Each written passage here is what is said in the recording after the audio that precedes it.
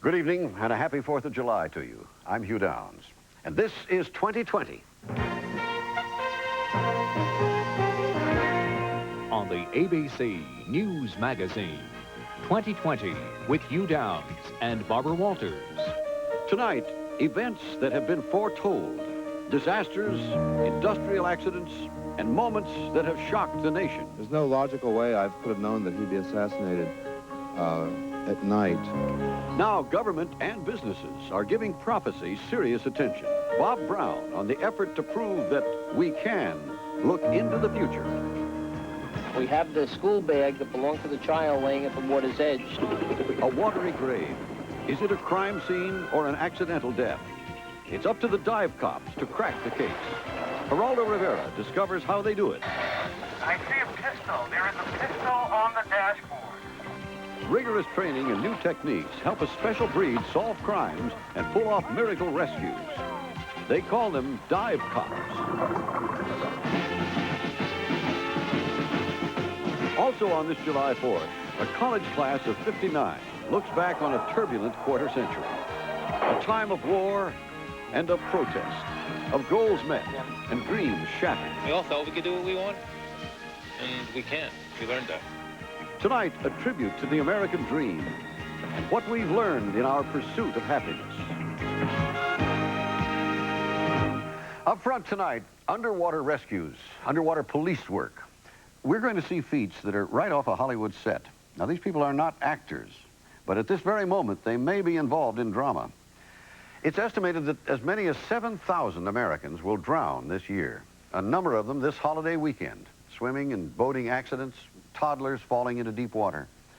There will also be cases of foul play, and when a river or lake hides the body of a victim, it calls for a special breed of cop. Geraldo Rivera has spent some time with those who perform these tasks, dive rescue teams who respond to emergencies, dive cops who respond when there's suspicion of crime. A violent crime has been committed. The procedure usually goes this way. When police arrive, the area is sealed off, photographs and fingerprints taken, and detectives begin searching for any relevant evidence before the victims are removed. But what happens if the crime scene is under a filthy, treacherous river or under a frozen lake? Here in New York Harbor, for example, 576 miles of waterfront have traditionally provided a good dumping ground for bodies and for other evidence of crime. If the object is there and we have a good location, we'll bring up the object. We will find it. Lieutenant Bob Hayes of the City Police Department Scuba Team is one of 20 officers whose special beat is under New York's miles of water. We are the arm of the detective.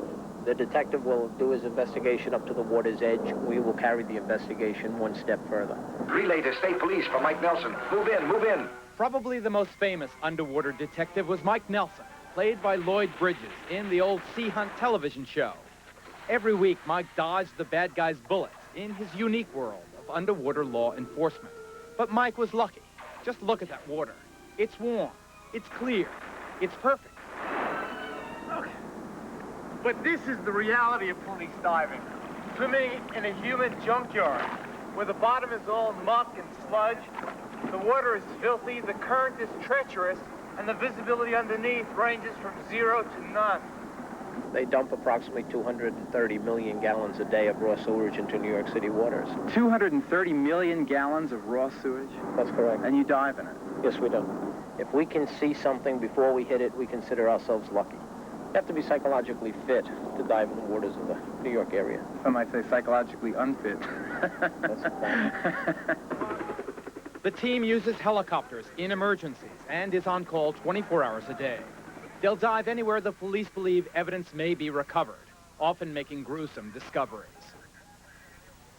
But some jobs are still tougher than others. The job today is as typical as it is unpleasant.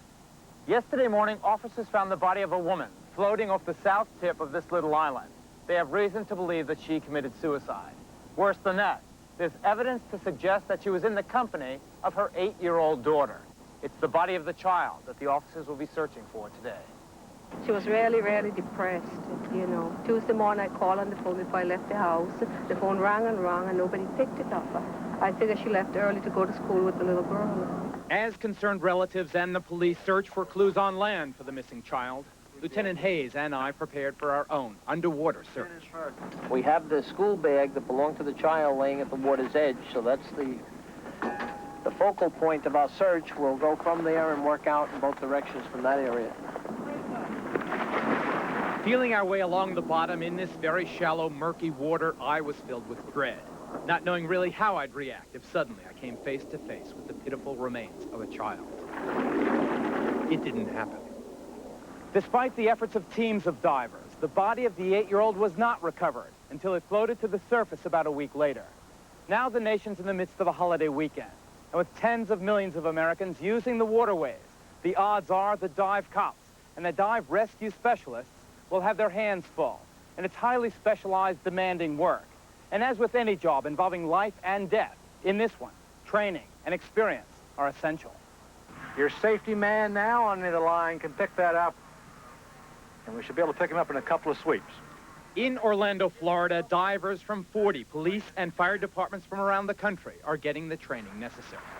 The Underwater Investigator course is taught by Dive Rescue Incorporated, one of several educational companies established since a rapid expansion of police diving began about 10 years ago. I think the point that we try to issue to these people is that any crime scene does not necessarily stop at the water's edge. They can carry the whole process forward, and almost to a point, anything that you can do topside with the crime scene, if you're resourceful enough, you can utilize the same techniques underwater. In the past, underwater police work was contracted out to commercial hard hat divers. Then the development of scuba, short for self-contained underwater breathing apparatus, gave police divers much more mobility and made it easier for the cops to bring up evidence once believed lost. The newest gear provides greater safety and improved capabilities to go along with its space-age appearance. We're going to take you out of it so you can get a break. The Underwater Investigator course I had come to participate in offers students the opportunity to work through crime scenarios based on actual cases. The case I'd be working on involved a double homicide committed by a jealous lover. The confession, simulated for our cameras at Lakeside, indicated the murderer had shot both victims while they were seated in a late model Ford Torino. The murderer then weighed down the gas pedal with a brick so the car would disappear beneath the water. After the stand-in suspect led a police boat over the approximate location, my job was to act as the first diver on the scene. First thing we want you to do is start a search pattern out. We're going to work you out, start you about halfway from the point, let you work up to it. As you're going, I want you to be cognizant of evidence. I was outfitted with the commercial diving helmet, which would give me communications with the surface, along with a constant supply of air.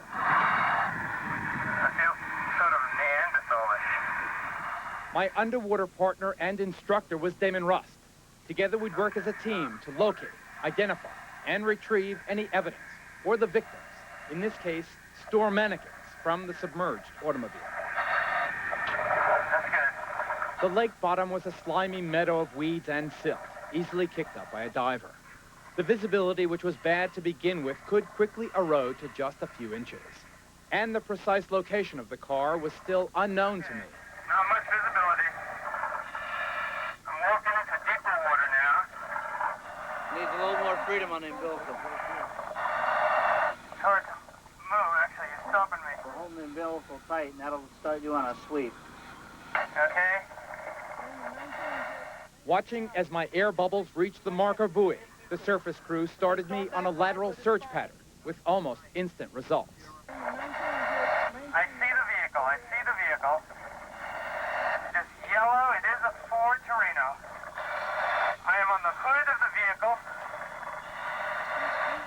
I see what appears to be one person on the passenger side of the vehicle. Yes, a hand is sticking out of the window. I see a pistol. There is a pistol on the dashboard. Can you copy that? Over. 10-4, pistol on the dash. Since fingerprints will stay on a weapon underwater, and since the gun would rust if exposed to air, Damon brought down a water-filled container to preserve the weapon for the crime lab. I have opened the door. On the driver's side, I'm entering the vehicle. It's a little like night swimming here. Okay, I have the pistol. Damon has brought the evidence canister down. I'm going to take the weapon and put it into the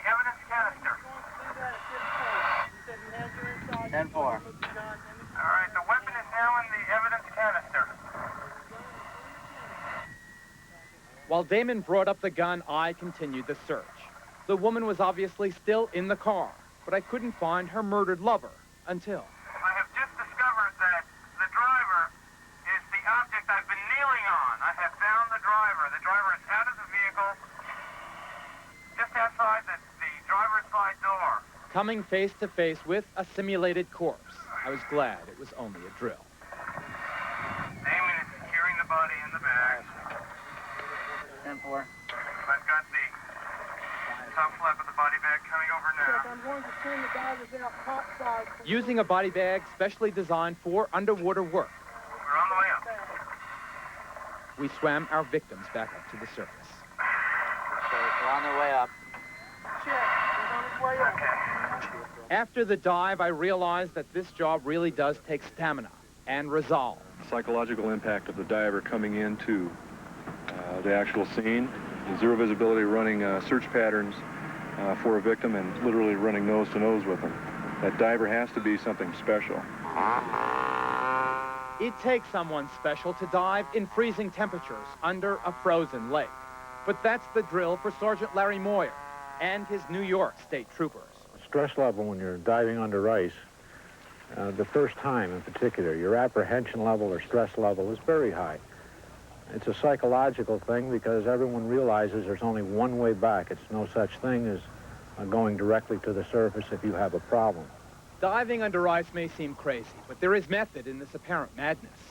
Up until a few years ago, a person trapped under frigid water for more than just a few minutes would have been presumed dead.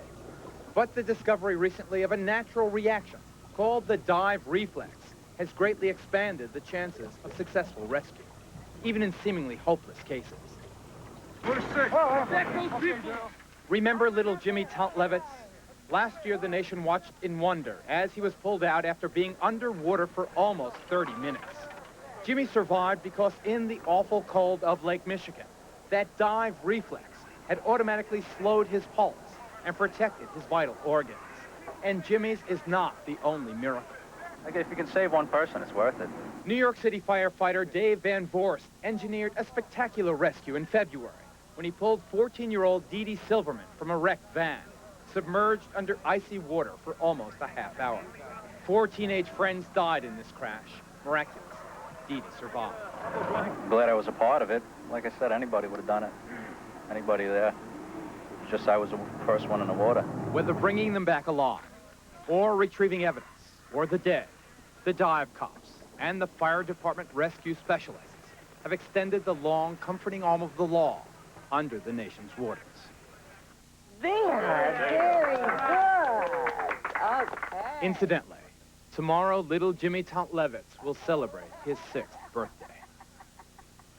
Well, I'm glad we can wish many happy birthdays to little Jimmy. For sure. Yeah, what a breakthrough it was to discover that cold water doesn't drown you as fast as warm water does. You know? Right. That encourages people to go ahead with rescue efforts. It's led to a tremendous expansion of the dive rescue units across the country. In Chicago, for example, where they did rescue little Jimmy, the dive rescue team is now 4 times larger than it was prior to his rescue, so they're tremendously optimistic. And police didn't do that kind of work in the old diving suit hard hat days, I guess, did they? It took scuba. The water was really considered almost another world, an alien thing. Even for the recovery of bodies, they used to use grappling hooks and just, you know, pick them up like a piece of bologna. Instead of going in. Instead of going in, you know, honoring people's sensibilities much more. I didn't envy you being in the East River. I got to admit, as much as I like to dive. The amazing thing, though, is there's no dearth of volunteers for this work. It's so positive. You get just positive feedback. You know, everyone, you're the potential hero, the adventurer, or whatever. So there are plenty of people lined up to have the job. Marvelous. Thank you, Geraldo.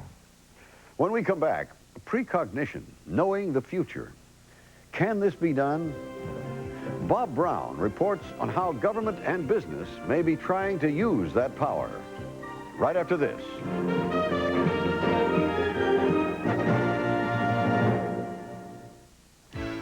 The surprising thing about the Nissan King cab isn't how tough it is on the outside, but how much room it has on the inside. There's so much room behind the seats, you'd be amazed at what it can hold. Any luck? Well, it all depends on what you call luck. I wonder what he used for bait. Catch 8.8% financing on any new Nissan Cup. The savings are big. The name is Nissan. All of us here at Burger King are happy to tell you that we have just changed the Whopper. We're confident that this meets with your approval. The new Whopper has more beef than ever. More beef than Big Mac or Wendy's single, and it beat them both for best taste. Come on, try it. The new Whopper. More beef than Big Mac or Wendy's single, and winner for best taste. Might I have another? Pick up dust. That's all I thought no wax sprays did. But then I tried new Duster Plus. Duster Plus contains no wax. It picks up dust plus stuff that's mixed in with it. Look, smears, smudges, rings, even spill marks come right up. Now that's dusting. If your house is like mine, there's more in your dust than just dust. So try new Duster Plus. It's wax-free, and Duster Plus picks up more than just dust. You got another set of Michelins, huh? Yeah. You really think they're worth more than other tires? All I know is I got 60,000 miles on my last set of XA4 tires. 60,000? I thought I was doing fine when I got 32,000 miles on my tires. I guess Michelins are worth it. Yeah. But I got a couple of other reasons I think they're worth it. Michelin, because so much is riding on your tires. Sunday. If I joined up with you, would I lose my job?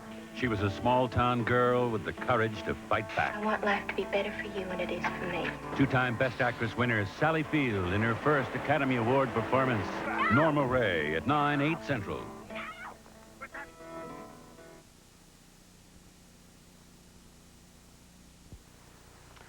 Let me tell you a story.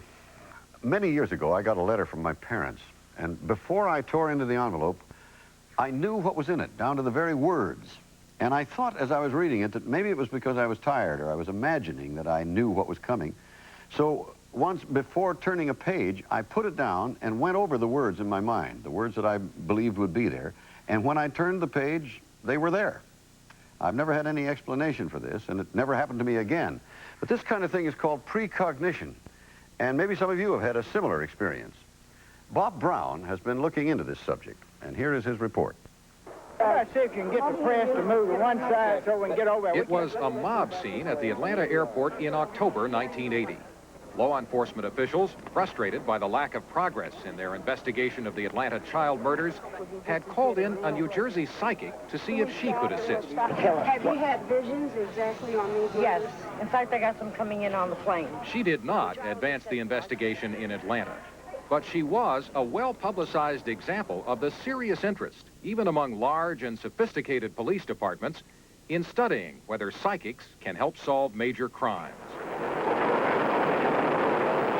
One of the experiments that helped give psychic testing an air of respectability was conducted during this Apollo 14 spaceflight in 1971. Astronaut Edgar Mitchell, aside from his regular routines in the command module, attempted to use his thoughts to transmit symbols on cards to 4 people on Earth. After returning from his walk on the moon, Mitchell reported that 2 of those people beat the odds of chance by naming 51 of the 200 choices correctly. But chance and testing are most vague when it comes to the reports throughout history of people who believe they have seen the future. That is called precognition. Just the thought that we can somehow sense the future, to know details of an event before it takes place, leads us to question our relationship to time and space.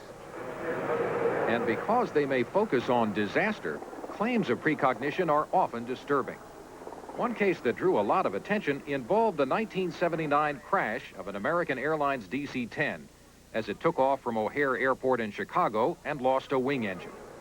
For 10 consecutive nights before that incident, a Cincinnati man named David Booth claims he dreamed vivid scenes that would closely resemble the crash. The first thing that, hit me was that for being as close as I was to it, it wasn't making the noise that it should. There was something wrong with an engine. And the plane was moving like this, and all of a sudden, it just turns over like this and goes straight down into the ground and just explodes, and, with a big explosion. And then I would wake up. Nightmares about disasters are not unusual. What set Booth's claim apart is that he described his disturbing dreams to an FAA controller in Cincinnati before the crash. All of the other events that I've learned that happened in Chicago describe after the fact what David Booth described to me before the fact. I mean, something like that really has a profound effect on you. Dr. Stanley Krippner is a psychologist who once ran a laboratory experiment to see, among other things, whether people could dream in advance of different pictures they would observe in the future. For instance, when one experimenter dreamed of birds, his dreams matched slides like this one, which had been sealed in a box for viewing the next day without his knowledge. Krippner says that experimenter consistently beat the statistical odds against such matchups. Do you believe there's such a thing as precognitive dreams? Well, I try not to use the word believe when I discuss these phenomena. That almost gets it into an issue of faith, which I don't think really should play too much of a role in science. All that I can say is, as a result of our experiments and the result of case studies, I think that there is a strong possibility. But this is something we need to know, because obviously correct information about the future is very important for business, for health, for politics, even for global survival. Well, I would Peggy Beddoes of Harrisburg, Pennsylvania, claims to have had precognitive experiences since childhood. I knew things from the time I was little that were rather unusual. One of the unusual things Mrs. Beddoes had a premonition about was the accident at the 3 Mile Island nuclear plant. She had told a friend, Ruth Betsko, not to let Ruth's son Ken take a job there. I mean, I just feel like something pushed me into telling her to be sure and warn him not to take this job. I thought it was pretty funny, you know, that my mother would be asking me not to accept a position at 3 Mile Island based on Peggy's prediction. Well, after the accident, like I said, it opened my mind a little bit, but I'm still a little skeptical. For instance, it would be natural for anyone living near a nuclear plant to feel preoccupied by identical concerns and to believe, if a mishap should occur, that those feelings were guided not just by common sense, but by precognition. Dr. Krippner says many reported cases can be explained because of that. It is quite possible that what we are today calling precognition is really some aspect of intuition, that people are picking up information unconsciously from any number of clues which exist in our environment, from patterns of behavior in the past, from people's facial expressions and bodily movements, from what they read in the newspaper. All of this is somehow taken together by the human mind, which is certainly a very complex and intricate system. How can you test for precognition? Jessica Utz is an associate professor of statistics at the University of California at Davis, who has analyzed studies containing claims of precognition. The only way to verify that would be to do a field study in a prospective manner. In other words, we follow a group of people over a period of, say, a year and have them record these experiences when they happen and then check for accuracy over the long run. These experiences, you mean dreams? Precognitive dreams or precognitive thoughts, those sorts of things. The Russians, in their space program, have also examined precognitive experiences. One cosmonaut reportedly claimed that while he was in space, he could sense things before they happened, implying the potential for better intuitive responses even to the mechanical workings of a spacecraft.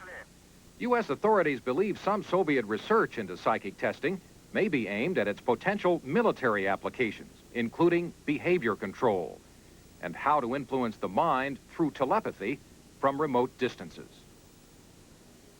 Last October, an American firm called Delphi Associates designed, with Russian cooperation, this test of precognition over distances. The experiment was videotaped for Delphi. This woman was in Moscow. She was asked to describe in advance a location which an experimenter in the United States would randomly choose to visit several hours in the future. That American experimenter, Keith Harari, showed us the location he then selected in San Francisco, a place he says the Russian woman did describe beforehand, never having seen it and without his knowledge. And I wound up sitting on the merry-go-round of Pier 39 in a plaza by the water with animal eyes. And she described very nicely the kinds of buildings in this plaza by the ocean, and a cupola in the plaza, and an animal ear and an animal eye. She said I would be in a place that had those elements. Delphi researchers say the Russians spend more and are more interested in the applications of psychic research than their American counterparts. But Delphi is a company with a vested interest in promoting such research, even including pocket games to test precognition, and playing for profit in the commodities market by using people they say have precognitive skills. They tried speculating on silver prices in 1982. We did 9 calls on December silver. Each one would be on a Thursday for that Monday's close over 9 weeks. All 9 calls were correct. Over $100,000 was made, well over $100,000. Why aren't you doing that all the time? Well, we're working on it, because what happens is that people get tired. This is a very demanding situation. In other words, Delphi wasn't in a position to duplicate those activities for us. And there are people who believe in precognition, but don't believe it can be used for profit. As soon as motives of greed or selfishness enter in, it tends to stop it. Alan Vaughn is a practicing psychic who does accept money for his advice, but whose dreams also led to a registry designed to test precognitive ability. While he was studying at the University of Freiburg in West Germany, Vaughn had a series of dreams about the assassination of Robert Kennedy. There's no logical way I could have known that he'd be assassinated at night when he was walking through a kitchen hallway, that he was planning to go to a party that night, that there was a single person there who fired. There were other details, too, that, well, impressed Robert Nelson enough to start the Central Premonitions Registry. Vaughn had written a letter of warning in advance of the assassination. And Robert Nelson, who at the time was a volunteer researcher in a dream laboratory, remembers the letter's impact. It was that letter that kind of helped motivate us to set up a registry, a clearinghouse for this kind of phenomenon. Since he founded the Central Premonitions Registry 17 years ago, Bob Nelson has kept track of the hits and misses of people who believe they've seen the future. What happens to people who have premonitions that, for one reason or another, come true? It can be really, really traumatic if it's a first-time occurrence for someone. Witness the woman who wrote us a letter about the shooting of Governor Wallace. She just wanted to forget about this and not ever have this kind of experience in the rest of her life. It is not an uncommon emotional reaction. Alan Vaughn says he felt a similar anguish after the Robert Kennedy assassination. Well, I felt like I was an accomplice of the murderer, as if I had knowledge of his plans. I felt guilty. Vaughn says he was able to understand that he wasn't responsible for something seen in a dream. Others experiencing similar dreams, like David Booth, sometimes do feel responsible and get little help from counselors.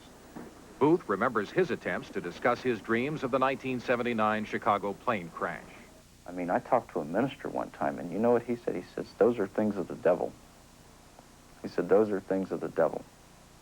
All of a sudden, you're marked as, you know, crazy. You know that. Even right now.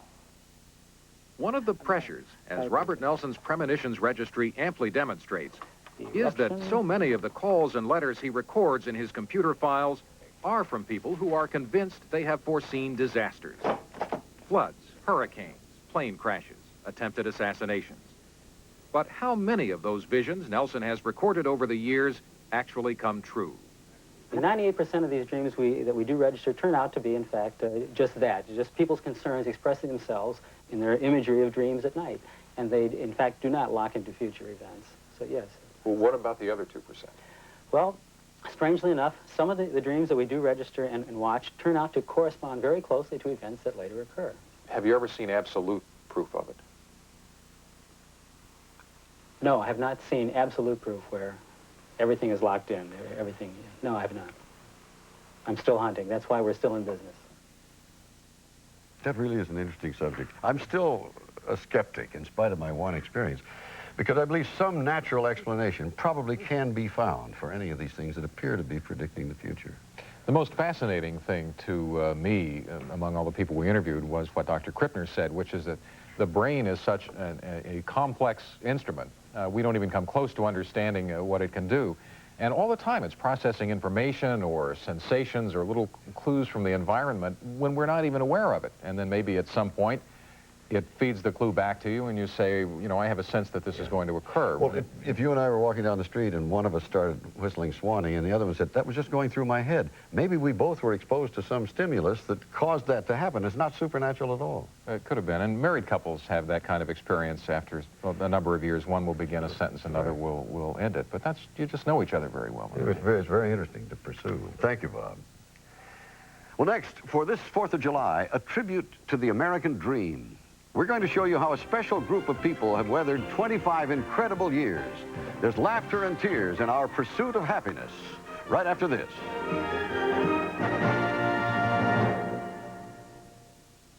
Do you know me? Who cares? That, of course, is Garfield. He's fat, full-figured, ill-mannered, and to think I created him. But sometimes when I travel without the tubby-tabby, people don't know my name, so I carry the American Express card, and wherever I go, folks treat me like a fat cat. Fat chance. To apply for the card, look for an application and take one. The American Express card. Don't leave home without it. Yeah, I've been searching. If you're searching for a car, look into the new, more powerful Mercury Lynx. It's shaped to hold the road and friends who need a little extra leg room. You know I'll bring her in someday. Lynx from Mercury. Dole fruit and juice bars aren't just for fun, they're for real. Well, it's real, real fruit, and it's real, real juice, and it's real, real cool. What a refreshing way to eat fruit. Moms like it, dads like it, kids like it, and who like it. What a refreshing way to eat fruit. Juice bar, Trouble, officer? No. Just checking out your July Best Buys, Dan. Oh, well, 12 cellulose sponges from Marcelo are just 96 cents. Nice duck. Ace professional grade duct tape is only $3.49. Oh, duct tape. But with the $1.50 rebate, the actual cost is just $1.99. And also, the Intermatic Super Cop Timer is just $3.99. Good idea for folks on vacation. Another month of Best Buy. Hey, it's all in the line of duty. Ace is the place with a helpful hardware man. The class of '59 remembers 25 turbulent years, the choices they made, the events that shaped their lives. On this July 4th, Hugh Downs looks at the lessons learned in our pursuit of happiness when 2020 continues.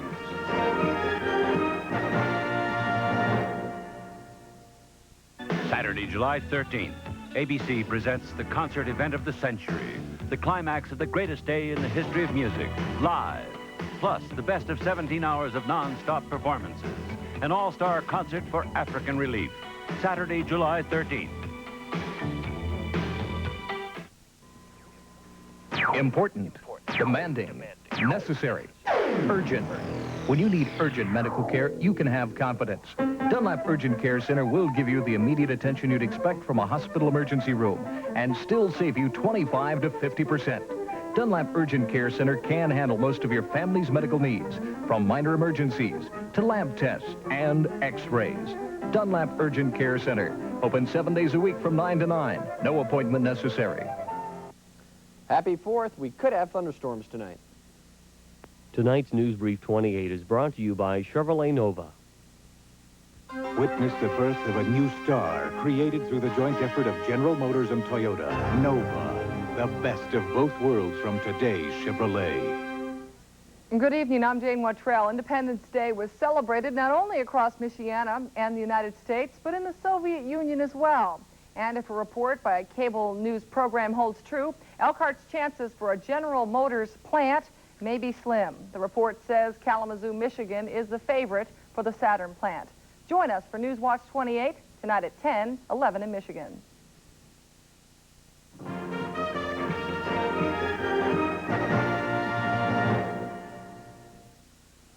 One of the most talked about films in recent years was the movie The Big Chill.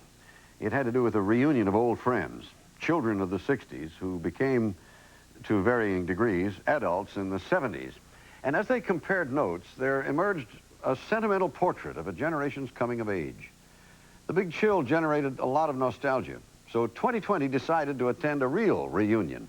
And on this July 4th, it allows us to take a new measure of the struggles and rewards in our pursuit of happiness.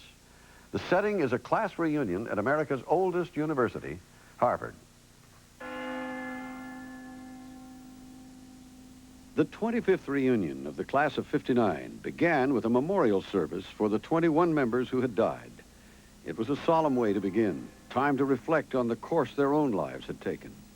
They had entered an America filled with optimism and were expected to prosper.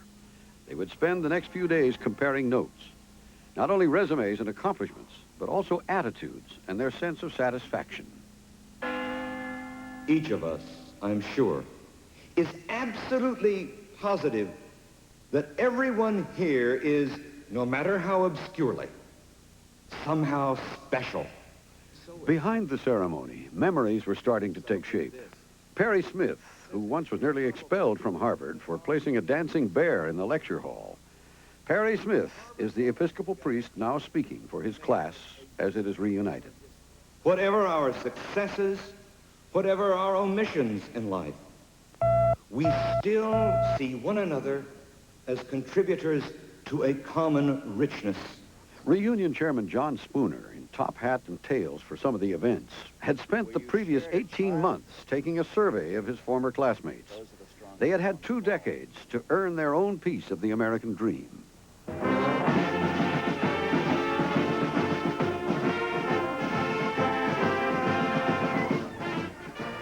But among this group of men launched into the world of the 60s, we found those whose chosen careers proved that there are many paths one can take in the cherished pursuit of happiness.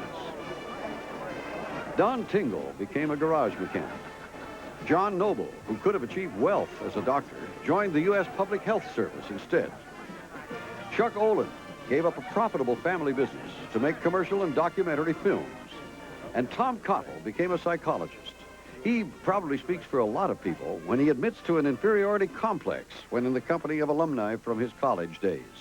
All I have to hear is HAR, and I'm already thinking 10 million people who are doing much better than I am. They're all getting A's, and I'm getting D's in life. Even though Cottle lives in Boston, only a few miles from the campus, he wasn't sure he wanted to go to the 25th reunion of his graduating class.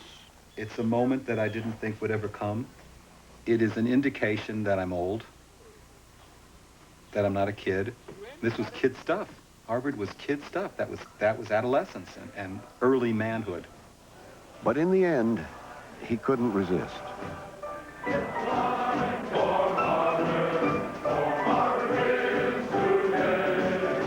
After all, it's hard to be overwhelmed by a bunch of grown men whose immediate priorities include getting the words right to an old school song. And what makes this class so interesting is that it graduated in a year, 1959, that was a bridge between 2 eras, between the contentment of the 50s and the turbulence of the 60s. These men were raised with confidence in institutions, sent to learn at one of the greatest institutions of them all, and entered the world at a time when faith in institutions had begun to crumble. Many of them wondered what had happened to the doors they had expected to open before them. When you go to Harvard, you think that it's going to give you everything. It's going to give you a free ticket to life, a free ticket to success, and it doesn't work out that way.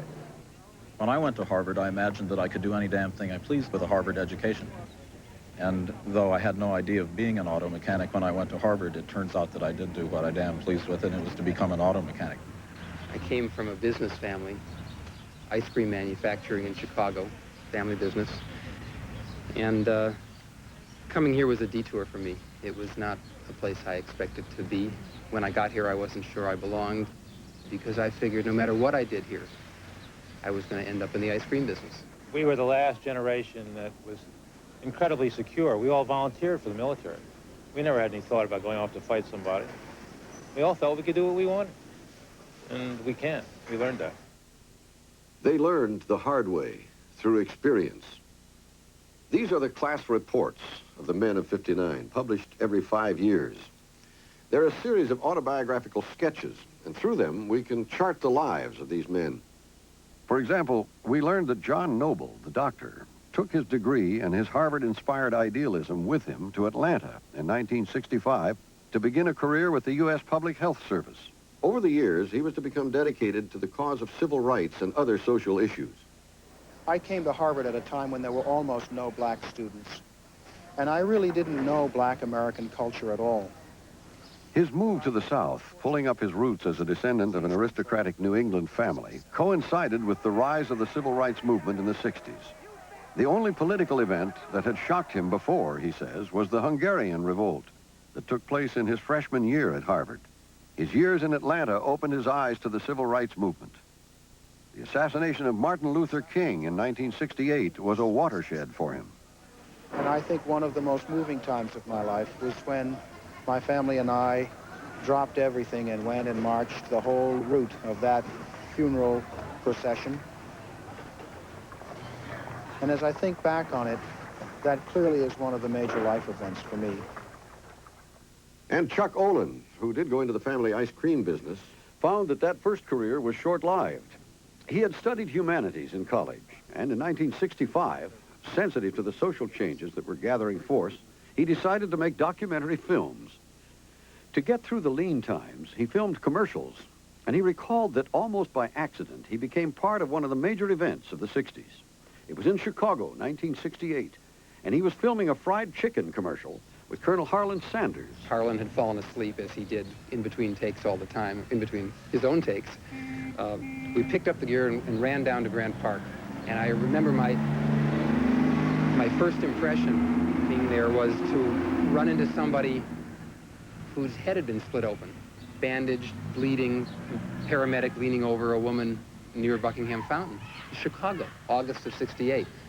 And what a funny confluence that we should be doing chicken commercials and an hour later be in a war zone. You go 180 real quickly like that and you can't come back so fast. I guess the legacy is that I've become, in some romantic sense, a humanist. I really do look for the underdog. If I shoot in a corporation, I care about the woman who's worked on the assembly line for 30 years telling me what that's like for her in terms of human dignity and access, voice. Only one member of this class died in the most divisive event of all in the 60s, the Vietnam War. But few were unaffected by it. Even those not vulnerable to the draft felt the passion of the anti-draft, anti-war movement.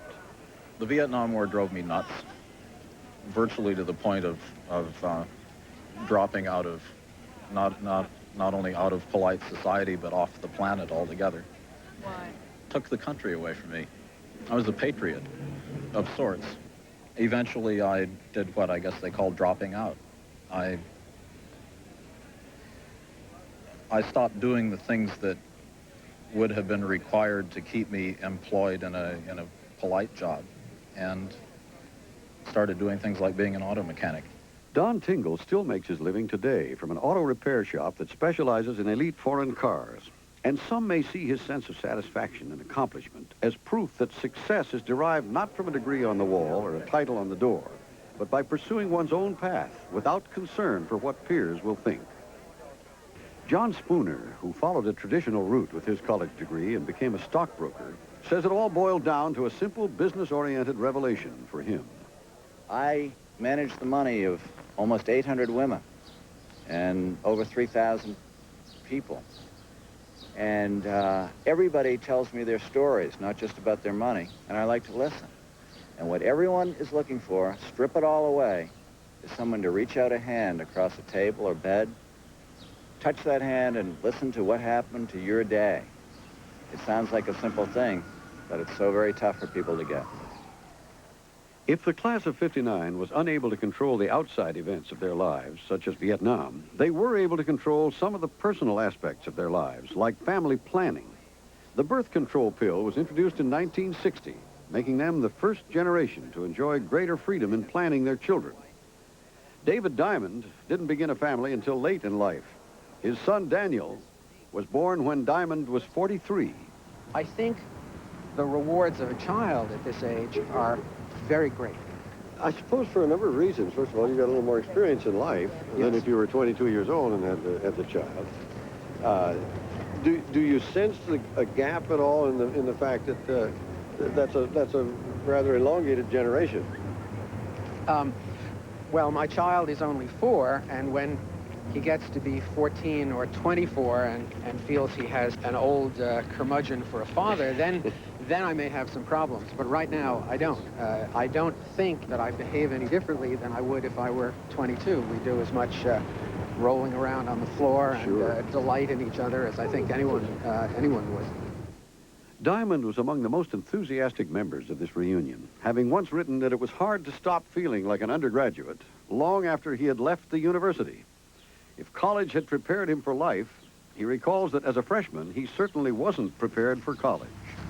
When we had lunch at Dunster House yesterday, I guess, I walked by the annex in which you people all used to live, and I thought about the afternoon that I first saw you people. And there were 5 of you. And I thought, I'm absolutely alone in this place. I felt sort of like an animal, a mole or something outside the fence, staring in at true undergraduate happiness. And you had told some kind of a joke, and the 5 of you took the whole entryway. You were spread out, and you were just larger than life size. And I thought, that's what an undergraduate experience is supposed to be, and I'm not having any of it. And here you all are.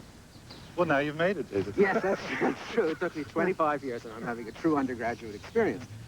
Isn't that one of the things that I guess some of us learned at this reunion? It was like everybody felt that way. Yeah. There's always some group that you're not a member of that you think is the real group. These reunions are not really homecomings. Rather, they're occasions for renewal and comparison, a chance to see changes in old friends, to measure advancement, and to reassess youthful goals. Also to reflect on the inexorable movement of time.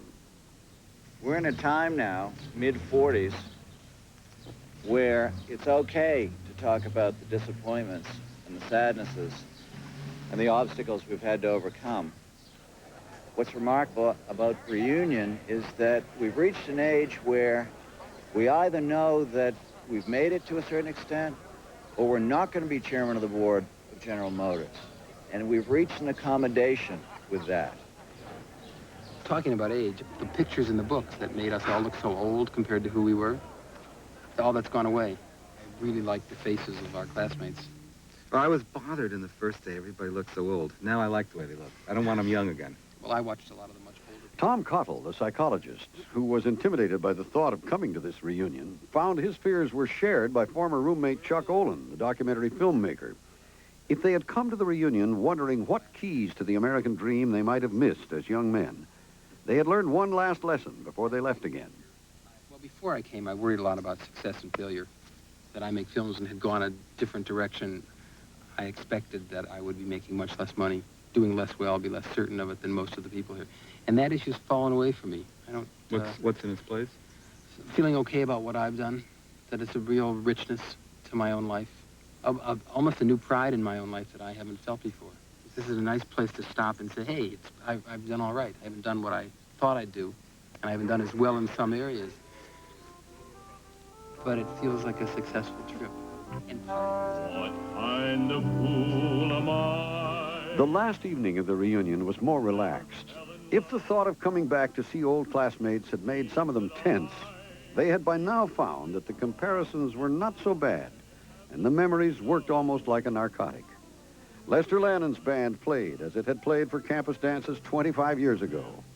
And Per Lawrence, who had wanted to become a professional singer but became a media producer instead, took a shot at his old ambition on the bandstand.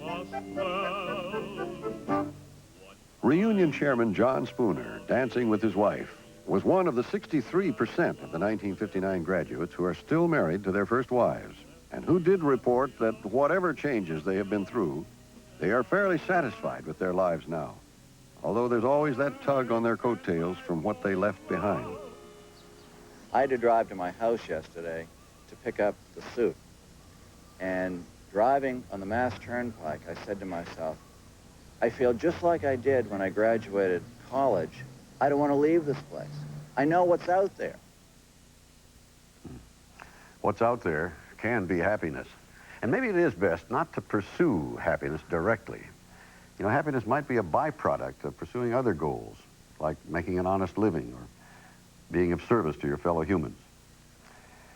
Well, in a moment, we'll be back with a follow-up on some people you've met before on 2020 and news about them that I think is going to make all of us feel good. I've driven a lot of sports cars, but to get a legendary one for under $11,000, you're only talking Mazda RX-7. The cockpit's very well thought out. Everything's right where it should be. And nothing delivers power as smoothly as Mazda's rotary engine, all the way up through all 5 gears. Near perfect balance, too. At $10,945, sports car value just doesn't get any better. Mazda RX-7. One reason why Duracell batteries last so long is because we're always improving them. In fact, today's Duracell batteries will last up to 20% longer than the ones we made just 3 years ago. To do it any other way would be, well, the tail wagging the dog. Duracell, the copper top battery. When it comes to making them last longer, we never stop.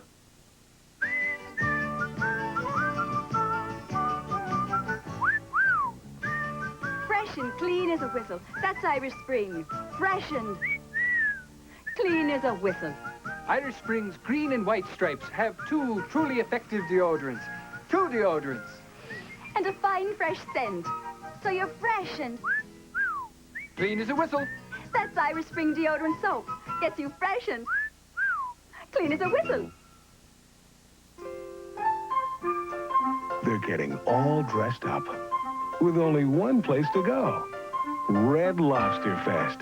It's the lobster party of the year with more than 20 lobster dishes, half under $8.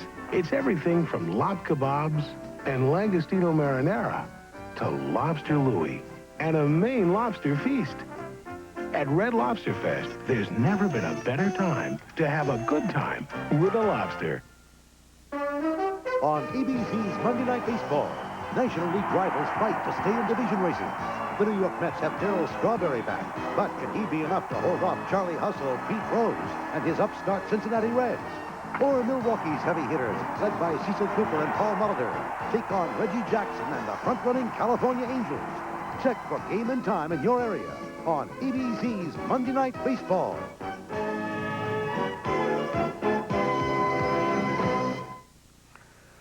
For the past few weeks, the hostage crisis has overshadowed other stories in the news. Some of them, 2020 has previously reported on.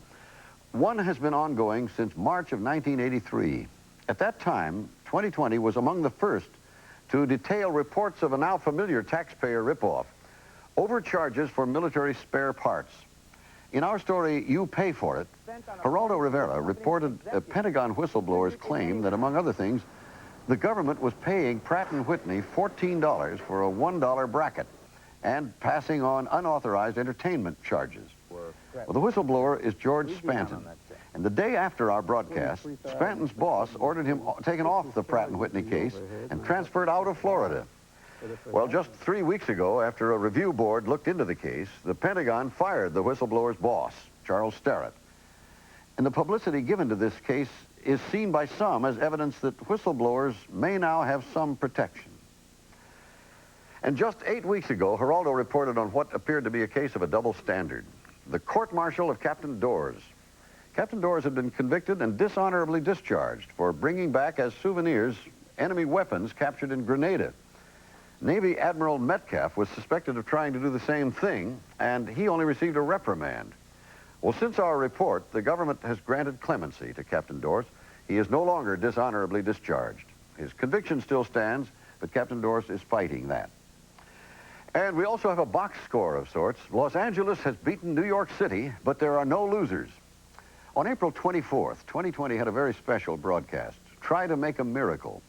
It told how some of New York City's poorest kids had raised $250,000 to help the starving children of Ethiopia.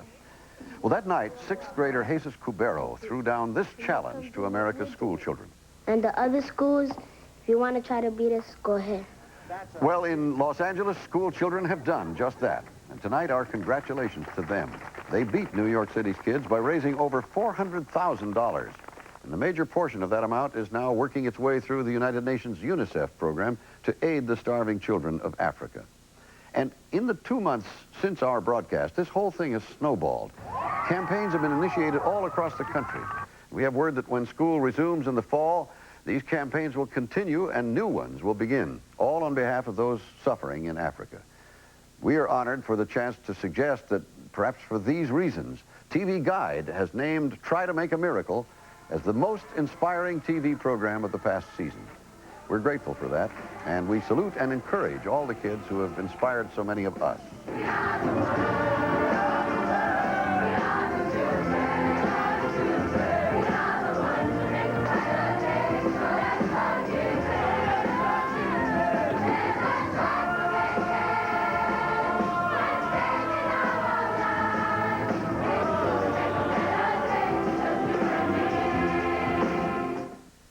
Well, now here's Ted Koppel with a word about tonight's Nightline. Ted?